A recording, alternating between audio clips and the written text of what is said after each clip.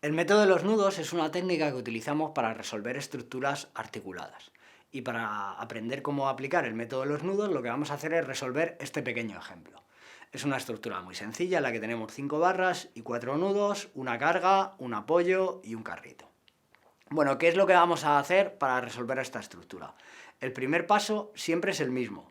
Da igual que apliquemos el método de los nudos o el método que utilicemos. Siempre que resolvemos un problema de cálculo de estructuras, el primer paso es calcular el grado de hiperestatismo.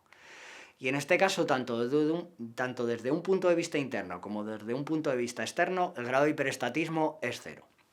Si nos fijamos desde el punto de vista externo, tenemos un apoyo y un carrito, con lo cual tenemos 3 reacciones.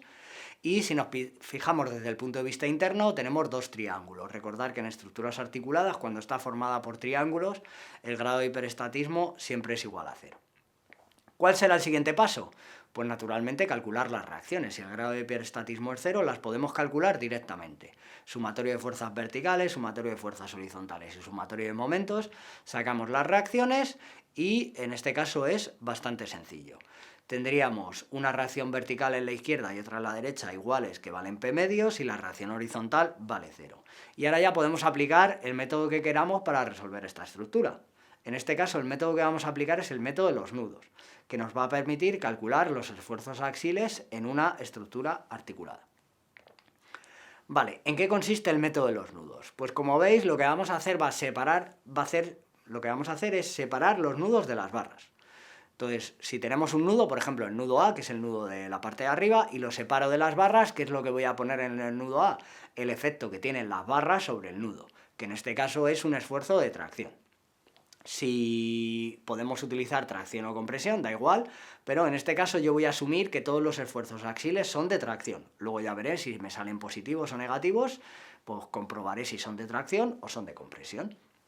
Pero en principio vamos a asumir que todos son de tracción. Por lo tanto, en el nodo A lo que voy a tener son 3 fuerzas correspondientes a las 3 barras que llegan a ese nodo, que tiran de ese nodo en la dirección de la barra y se corresponden a los esfuerzos de tracción. Los mismos en el nodo B, en el nodo C y en el nodo D. En los otros nodos tengo otras cosas, por ejemplo, en los nodos B y D tengo reacciones. Las reacciones naturalmente también las tengo que incluir en el cálculo del método de los nodos. Por eso hemos dicho que antes de aplicar este método tenemos que calcular las reacciones. Y en el nodo C, en el nodo que está en el centro, en la parte de abajo, lo que tenemos es la fuerza aplicada. Y esa fuerza, naturalmente, también la tengo que considerar en el cálculo de equilibrio de esfuerzos en los nodos. Bueno, pues ahora lo que vamos a hacer es ir nodo por nodo y aplicar las ecuaciones de equilibrio. Como en los nodos de una estructura articulada se permite el giro relativo y no se transmiten momentos flectores, solamente tengo 2 ecuaciones en cada nodo, sumatorio de fuerzas horizontales y sumatorio de fuerzas verticales. Entonces vamos a empezar, por ejemplo, por el nodo A, el nodo que está en la parte superior. Aquí lo que vamos a hacer en el nodo es poner los esfuerzos internos. Por ejemplo, tengo en dirección vertical el nodo AC. Es un nodo que, como he dicho, es de tracción, por lo tanto, tira del nodo hacia abajo. Y en la barra lo que va a ocurrir es una fuerza igual, pero de sentido contrario. El nodo tira de la barra hacia arriba porque la barra está a tracción.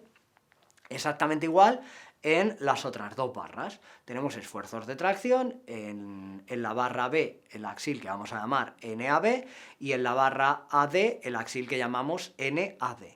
Y ahora podemos aplicar en el nodo las ecuaciones de equilibrio. Si aplicamos sumatorio de fuerzas horizontales, pues tenemos que la barra NAC no contribuye, solo contribuyen la AB y la AD. Las multiplicamos por el coseno de 45 y su suma tiene que ser igual a 0. Y lo mismo hacemos con sumatorio de fuerzas verticales. ¿Qué es lo que nos encontramos en este caso en estas 2 ecuaciones? Pues fijaros que nos encontramos con que tenemos 3 incógnitas diferentes, porque tenemos 3 axiles cuyo valor desconocemos. Entonces esto es un problema, porque tengo 2 ecuaciones y tengo 3 incógnitas. Entonces este pequeño fallo nos va a permitir explicar qué es lo más importante, con lo que tenemos que tener más cuidado a la hora de aplicar el método de los nodos, y es seleccionar correctamente el orden en el que lo vamos a aplicar. El primer nodo al que tenemos que ir es un nodo en el que solamente tengamos 2 incógnitas. Y a partir de ahí tenemos que elegir nodos en los que solamente tengamos 2 incógnitas. Por ejemplo, ¿qué orden sería adecuado en este caso?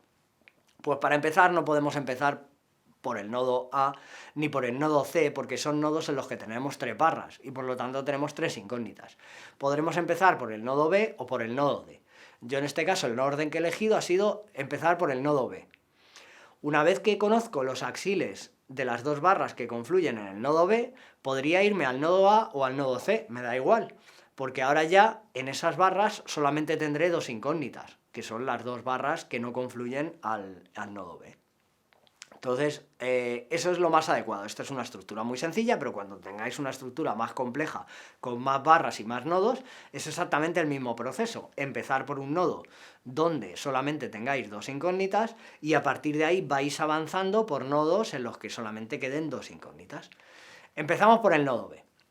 Aquí podríamos aplicar sumatorio de fuerzas horizontales o sumatorio de fuerzas verticales. Es más cómodo en este caso aplicar primero sumatorio de fuerzas verticales. ¿Por qué? Porque si aplico sumatorio de fuerzas verticales solamente tengo una incógnita, que es la barra AB, porque la barra BC es horizontal. Entonces, el axil de la barra AB por el seno de 45 grados más P medios tiene que ser igual a 0. Despejamos de aquí y me sale que NAB vale menos P por raíz de 2 partido de 2. ¿Qué significa este signo menos? Que yo he asumido que este axil era de tracción, si me sale un signo menos significa que es de compresión. Con lo cual este axil es así. Es de compresión, en lugar de tirar del nudo, está como empujando al nudo.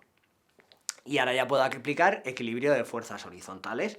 Tendría este P raíz de 2 partido de 2 por el coseno de 45 grados y tiene que ser igual a NBC. Si despejamos, NBC vale P medios y es positivo, con lo cual quiere decir que es de tracción. Ahora que conozco los esfuerzos en estas 2 barras, podría calcular el equilibrio de esfuerzos en el nodo A o en el nodo C, me da igual. Yo, por ejemplo, he elegido el nodo C.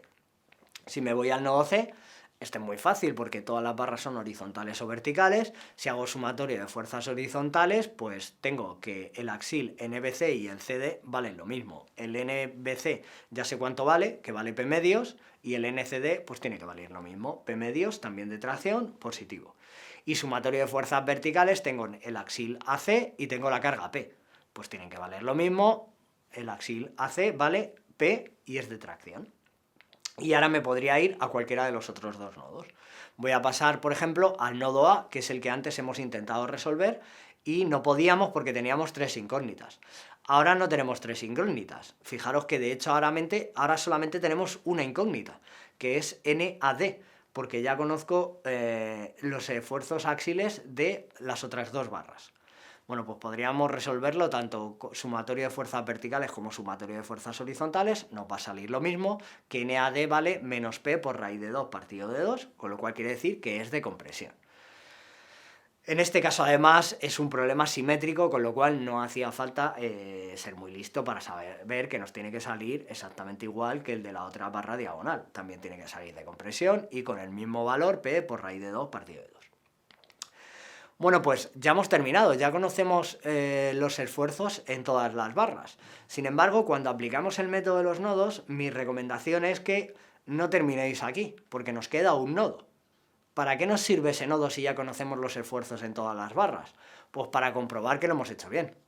Entonces, este es un paso muy importante, tanto si estás calculando una estructura real como si estás haciendo un examen, el saber que todas las cuentas que has hecho antes están bien es muy importante y te da mucha seguridad.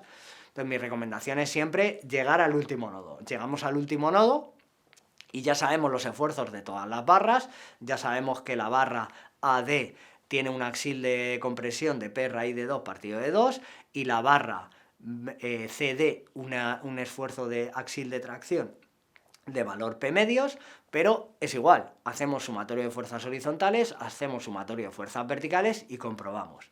Si está bien, pues solamente hemos perdido un par de minutos en hacer esto, y si está mal, pues nos hemos ahorrado un importante dolor de cabeza de haber pensado que teníamos todo correcto y en realidad teníamos un error.